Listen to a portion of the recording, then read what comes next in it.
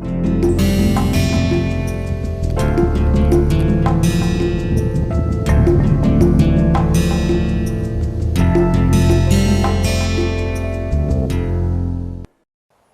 to the Photogeology in Terrain Evaluation course. As you know that this course is carried by Professor Javed Malik from Department of Earth Sciences, IIT Kanpur. I am your teaching assistant in this course and I am going to help you for conducting your labs, practicals and whatever you learn in this course. I am going to present some practicals of that. So, before delivering the practicals, I would like to share some information with you which is very much important and will help you a lot in smooth conduction of the labs. Okay. So, I am going to start with the determination of line of light on aerial photographs. It is basically associated with the vertical aerial photograph. Okay. So, this associated with the term stereo photography, in which the adjacent but overlapping aerial photos are collected during a flight run, and these two photographs which are collected by 60% overlap, okay, or with some side lap, these photographs are known as stereo photos or stereo pairs. And these photographs are required to generate stereo model of the area, and with these type of photographs you can your area in a 3D, the area covered in this flight line. You can see here, this is your flight line from photo number 1 to 6. So, this is a single coverage over a photograph. This is the coverage for the second photograph, and you can see here this part is called overlapping area. This is basically taken as 60%, which is as good as much to view terrain in 3D. Okay. So, but in if you see the 3 successive photographs, photograph 1, 2, 3. So, this area, this will be common in between these 3 photographs. Okay. So, during a flight line you must have a 60% overlap between the photos, which is also known as forward overlap, and this is the lateral overlap, okay, between the flight lines. So, your flight is going like this, then coming back like this. So, this is your first track, this is the second track of the flight. This I am going to show you in the next slide. When we plan a survey over an area, we first put some flight lines over that. Okay. So, our flight will follow the tracks which are pre-planned. This is the track number 1, 2, 3 and 4. The photographs 1 to 6 are collected here, and then the flight turn over here, and then it will collect from photograph 7 to 12 and vice versa. So, this is required to map an area to view in 3D. Okay. So, but there are some errors also which may be due to wind or drift. As an action of wind, your flight may have deviation from its original path, its pre-planned path, and it may go like this. So, then this is called drift effect of it, and another effect is known as cramp. You know that this was the planned flight, your planned flight path, flight line, but this flight has collected its photographs in somewhat these trend. So, this was the error in this photograph. As you can see here, the relation of photograph orientation to the correct and actual flight lines on an aerial survey under crosswind conditions causing cramp and drift. So, how we plan our aerial photography? So, this is an important aspect of stereo photography. So, first, while we are preparing our aerial photographic survey, so this stage involves stereoscopic examination of stereo pairs in a series of each run and selecting and marking several reference points such as principal points, conjugate principal points, wing points and ground control points. So, an accuracy in the work is one of the important requirements to accomplish a successful plot. Slight errors on each photograph may lead to an accumulation of errors on the last photograph, as you can see in these figures. If you have error in your first photograph, then you will have a large number of errors in your last set of photographs. So, due to this error, actually what happened, this caused problems in matching the plot with the pre-established ground control points. Okay. So, in the first step, the photographs in serial numbers of a run are examined under mirror stereoscope and the radial centers, and these 4 points can be joined by a pencil. Thus, each photograph in a run except the first and the last will have 3 radial centers corresponding to 1 principal point and 2 conjugate principal points.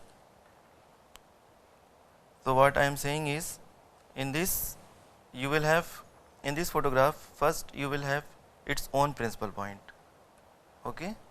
Then you will have the conjugate principal point of the next photo, okay, and then these 2 points you will have on the first photograph, okay. But in the successive photograph you will have 3 radial centers, like the first you will have the CPP of this principal point, because this was the principal point of the first photo. So, you will have conjugate principal point of the first photograph, then its own principal point, then the conjugate principal point of the next photograph. So, in this way, on the second photograph you will have 2 conjugate principal point and 1 principal point, understand. So, this you will have for all the photographs in between the first and the last photograph. The first and the last photograph will have only 2 points. One will be the principal point like this, and other will be the conjugate principal point of the second photograph. In this way, these points transferred from the succeeding and preceding photographs respectively.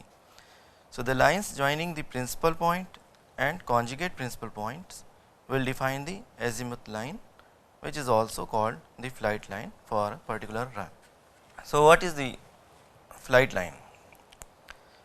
Now, I will show you how this area look like when we collect it in an overlap of 60%. So, this area in color, you can have an idea of the overlap part. This was the exposure of flight position 1, this was the exposure angle at flight location 2. So, from 2 different positions, this flight is taking the same area, okay, taking the photographs of the same area, but with overlap. This is called the standard stereo overlap. So, now what will be your flight line? This is your series of aerial photographs, okay. This picture is showing the overlapping area, and what will be the flight line? This will be your flight line, okay. So, here I will tell you how to orient the stereo pair.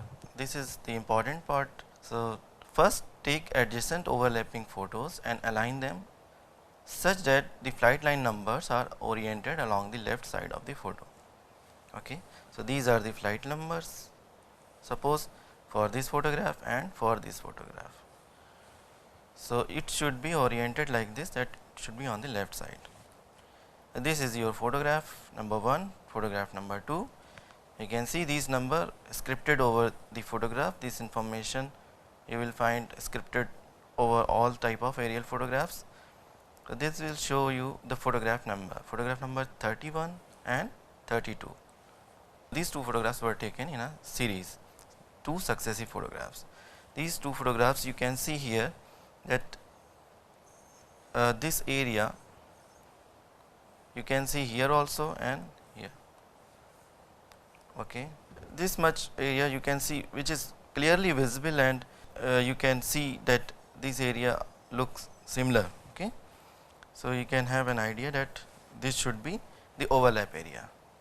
So, now how to orient the stereo pair? You have a stereo pair, means one left photograph, one right photograph, and you have to orient it.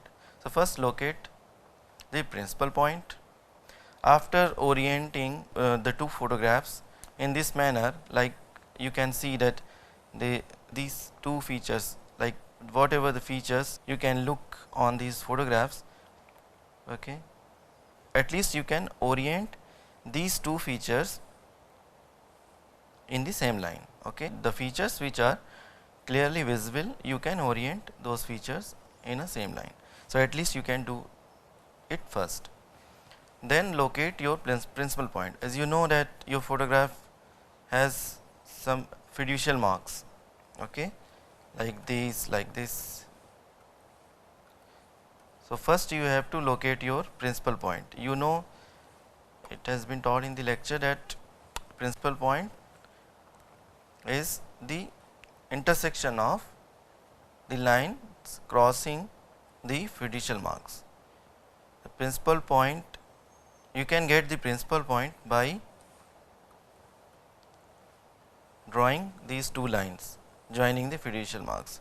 So, fiducial marks may be in the mid line also and in the corners also. So, then you can locate the conjugate principal point, which is the principal point of the adjacent photo. So, here in this case this is the conjugate principal point.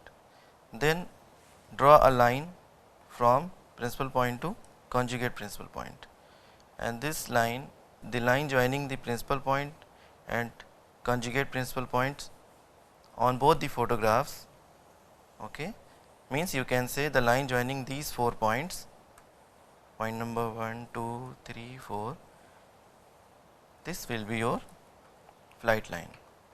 In the next slide, it is very easy for you to understand what is a flight line. First, look at these two successive photographs, these two aerial photographs having overlap of an area. As you can see here, this is photograph number 31, photograph number 32. So, first you look over the fiducial marks. These are the fiducial marks. Okay. This black half arrow shows the fiducial marks. So, first you have to generate your principal point by joining these two fiducial marks on both the axes. Okay. So, the intersection point will give you the principal point, this. Okay. And similarly, draw a principal point for other photograph also, for this one. You can join the two fiducial marks on both the opposite sides, and then the lines joining these fiducial marks will give you an intersection point. This will be your principal point in this case also. Okay. Now, what you have to do is, you have to now locate your conjugate principal point. What is the conjugate principal point? In the principal point of one photograph will be covered on the adjacent photograph also. Okay. The point which is located on the other photograph representing the principal point of the previous photographs will be your conjugate principal point. In this case, in this photo, your conjugate principal point will be located here.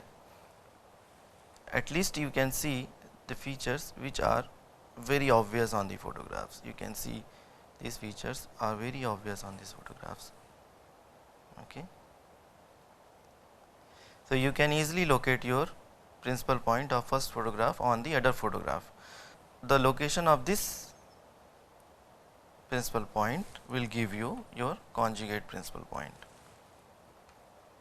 Okay.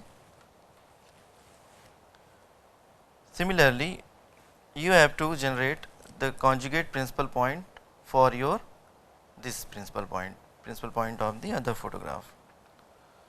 So this point, you can see, you can draw this feature for your ease, and you can see that this point is lying here. The principal point of the other photograph marked in yellow color can be located on the first photograph here. So this will be the conjugate principal point for the second photograph. Okay. So now what I said earlier, the line joining these 4 points will give you the line of flight or flight line. Okay. So let's see what happened. Finally determining the line of flight, we can join these 4 points like this. Okay. And this will give you the line of flight. So we will conduct this lab. Hopefully you can understand it more clearly while we are going to do our practicals with same kind of photographs. So now let us move to our practicals. Whatever you have learned in the lecture, like determination of the line of flight, so now you are going to do some practicals on it. Okay. So the 2 photographs which I have shown in the lecture are shown here on the screen. Okay. So these 2 photographs I am going to show you now. So there are sets of 3 photographs. Okay. So now we are having these 3 photographs. Photograph number 31, 32, 33. As I told you that we have to orient our photographs like this, that the photographic number should be on your left side. Okay. And other thing is that you have to take the orientation of these photographs like this, that the higher number of the photograph should be on your left side. So suppose if I am going to arrange my photographs in order, so then I will put the lowest number on the right and the highest number of the photograph on your left. Okay, as I showed you in the screen. Okay, so now you know that these are the fiducial marks scripted over the photographs, and these are some information like photograph number, some date. Okay, the information which are covered generally on the aerial photographs. So such information is covered on these photographs. So these are the fiducial marks, the marks which are located in the midway of their axis. Okay, so first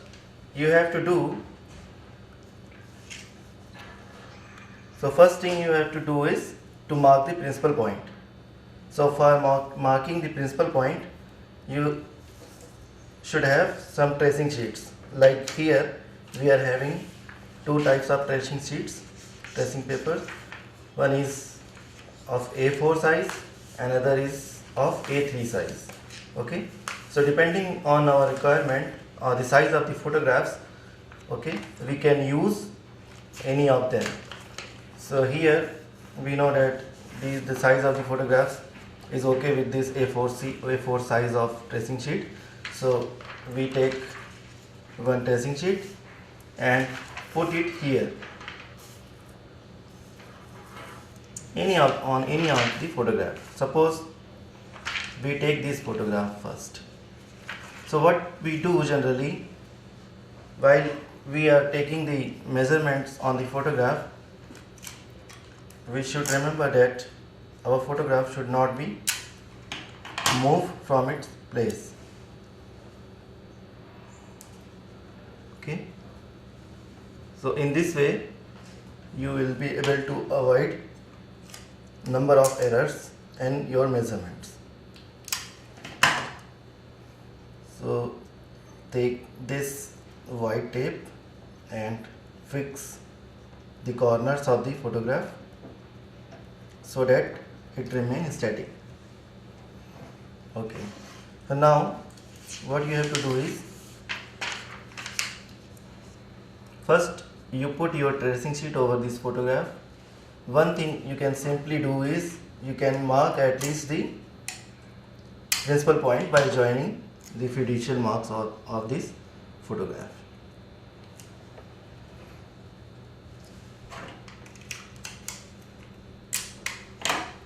Fix it also, because should not be displaced from its place. Okay, so now put your scale, take a pencil. You can see your first fiducial mark is this and the opposite fiducial mark is this. So put your scale right like this on the half arrows, then draw a line joining these two fiducial marks. Similarly, you can do the same job for these two opposite fiducial marks.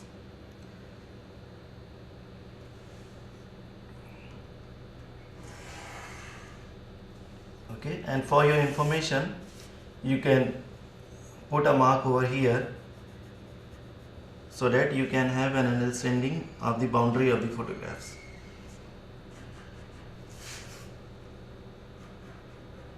Okay, so the line joining the fiducial marks is the axis, okay, and the intersection of the two axes in this way is called your principal point. So here this point PP is your principal point for this photograph. Let's say this is PP1 because this is for photograph number 31. Okay, let's say this is PP1. And what you have to do is, in this exercise, because first I am telling you the direct method of determination of the line of flight. Direct method means without orienting your photographs you can determine the line of flight. So what you have to do is take any feature which is common on both the photographs. As you can see here, that actually this photograph represents some incised channels, okay, and here you can see there is a difference of height from here to here when you will see it in 3D under a stereoscope. So these two photographs, you have to see, you have to look for a common feature. So as I can see, this feature is common on this photograph also and on this photograph also, like this. So what I will do is, I will trace this feature. You can use color pencil also for this exercise. For the exercise related to aerial photographs, we generally use the color pencils. Okay, here are some examples, but you have to a sharp point. You have to use a sharp point pencil. So trace it like this.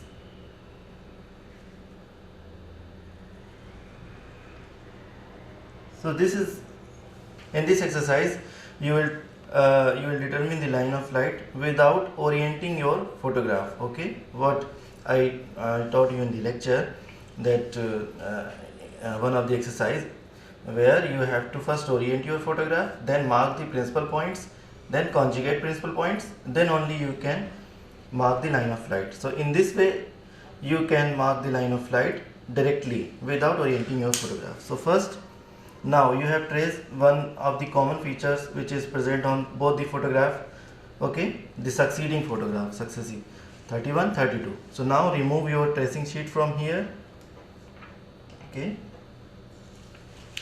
and now you have to fix this photograph, this successive photograph. On this photograph now you are going to take measurements.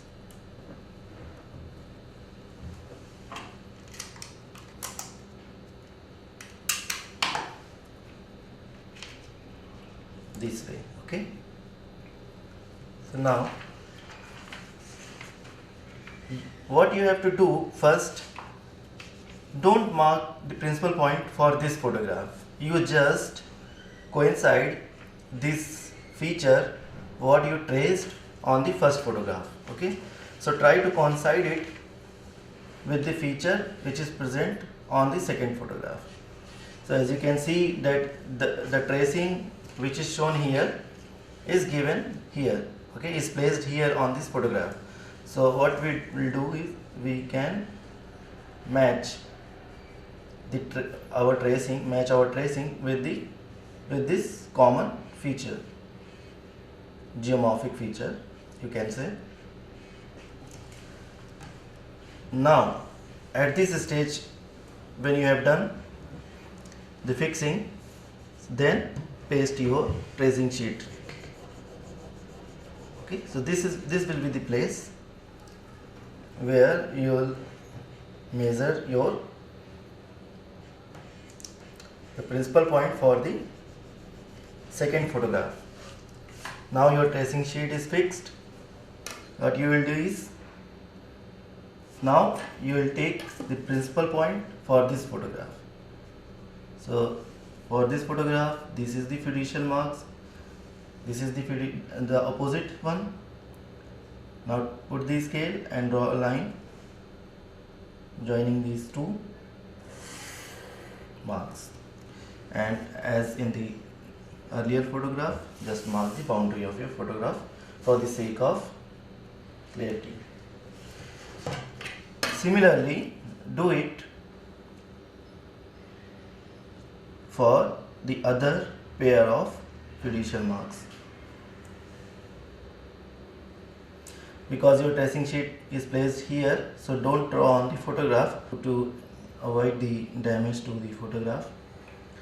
So just draw on your tracing sheet, because you have the idea that this line is going to join on the opposite fiducial mark. Okay, so the line of intersection is here, placed here. So this is your line of intersection for the second photograph. So this is your PP2. This was your PP1 and PP2. So in this way, what you will do, you simply join these two, the line joining these two principal points will give you the line of flight. So you simply draw a line joining these two principal points, okay, and the line of flight or flight line. And where will be the direction of flight? Because the photograph which is having the lower number will be taken first, okay, then after this photograph, the photograph number 32 will be taken by the aircraft. So the direction of flight will be from here to here, as I showed you on the lecture slide. So this will be your flight direction,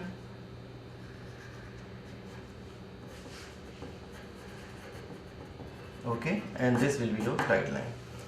So this is the first method, okay. Thanks.